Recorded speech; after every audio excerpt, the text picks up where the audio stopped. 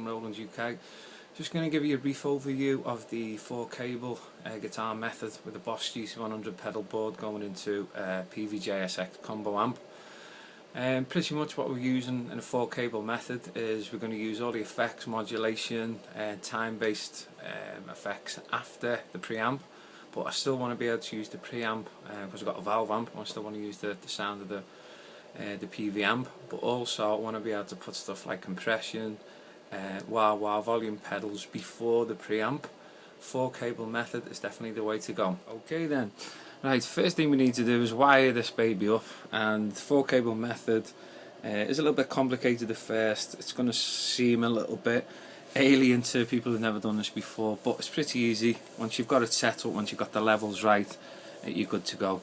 First thing you need to do, pretty obvious, get your guitar, and the guitar that goes into input of the GT100. Okay, fairly easy that one. Now the next one, we look at the GT send. That actually goes in to the input on the amplifier. Okay, so it's GT send into the input of the amplifier. The GT out, which is this fella here, this one goes into the back of the amp. Let's see if we can find it. There we go. Just move that around there. That one goes in the back there. That one goes to amp return. And then the last one, which is the GT return. That one, there's only one left, goes into the amp send. Now, just so I can show you this, and pretty much the way I've actually got this set, because at the back of this PV amp we have actually got level controls for send and return. Now what I've noticed when I was gigging, when I first tried this, I actually had the return level set up too high. The best way I can describe it is if you put the send level on full, return level on 0. What normally happens, you see, is that if the signal comes back from the, or it goes back into the amp a bit too hot, you will get quite a lot of clipping, which I found out. Okay, so pretty much that is how you set it up. The way I'm running this GT100 now, I've got a manual mode, so I can switch delay, chorus, overdrive, and EQ boost, and I've got FX1 and 2 on the banks there. I've also got my switches for the PV amp. This one's it's got 3 channels on. It's got clean, it's got crunch, show it there, and it's also got the ultra, which is a nice load of volume boosts, load of nice harmonic tones as well on that. So that's pretty much the 4-cable method. I'll have a little play in it now. Let's see what you think.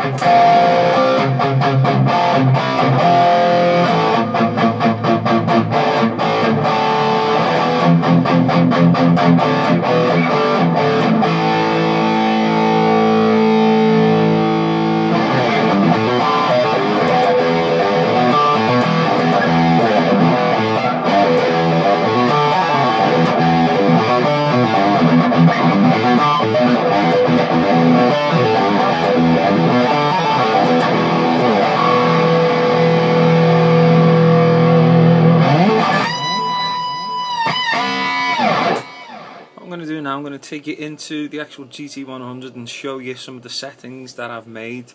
As I say, it is using the send and return levels as well, which are really quite important. These are the things you're going to play around with at first. You will bang your head against the wall, you'll throw stuff at the cat or the dog, things like that. Once you finally get the levels, you're pretty much set up and it's good to go, but definitely bear with it. It's definitely the way forward if you want to use a pedal board like this, something as good as GT100, yet you're still going to have the beautiful valve type sounds and distortion sounds of a tube valve amp. Okay, let's have a little play. Let's have a little look at the settings, what I've got. First one I'm going to show you is my output level. I've roughly set that around about 11 o'clock. Okay, what I'm going to show you now is I'm going to go into the system. First and foremost, that is just set at line, phones. Where are we? We're going to go select. Input level. This is one you probably play around with depending on your pickups on your guitar. I've set it at 0. I've actually tried it at +7. I've tried it at -7. I'm using active pickup, so I pretty much keep that flat. My global setting, this is the EQ. I keep this flat. The only thing I use on EQ is pretty much a volume boost within one of the manual mode stompers. The other one which you'll probably play with, and again this is something that's probably dependent on the amplifier, is the main output level. I've actually got this set at +4. Best way I can describe it is if you plug your guitar straight into the amp and then also plug it in with no effects on whatsoever through the 4-cable method, try and match the level so it's exactly the same. This is how I did it myself, just to get as close as it could. I think the last one, no, don't need anything else on that one. What I'm going to do is go into effects now. You can actually see where all the effects are. Let's select, go right way from the left. This is how I've actually got my effects set up. I've got FX1, which I've actually got this set as a wah pedal, sub-wah pedal. And I've got my compression, a little bit of compression on. Let's go across. So I'm going to show you where the SNR is. So pretty much everything that I've got there is going into the preamp before anything. So it's kind of like if you want a volume boost output, an overdrive pedal on, which I've got there. There we go, I've got a nice little warm overdrive, gives it a nice volume boost, also makes it a little bit burn a bit more. Right, send and return. I've actually got my send and return, it's activated, it's on. Firstly, make sure you've actually got it on, otherwise you're definitely not going to hear anything. It's in normal mode, and I've got my send and return level set at 100, which is pretty much 12 o'clock. Again, you can play around with these settings, they may change depending on your amp, your own personal preference.